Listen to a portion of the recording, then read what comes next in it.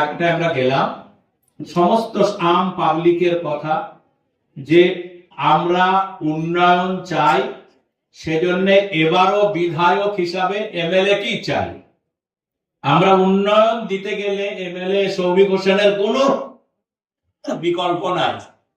আলেমরা জলসাতে বিনীতভাবে বলছেন, বিভিন্ন ইমামরা বলছেন, মা বোনেরা বলছেন, আপনারা বলছেন, সবাই মিলে এমএলএ সৌভিক হোসেন আমরা বিপুল ভোটে দিদি তাকে যদি ক্যান্ডিডেট করেন, আমরা আশা করি তাকে ক্যান্ডিডেট করবেন, এই বিশ্বাস আমাদের আছে।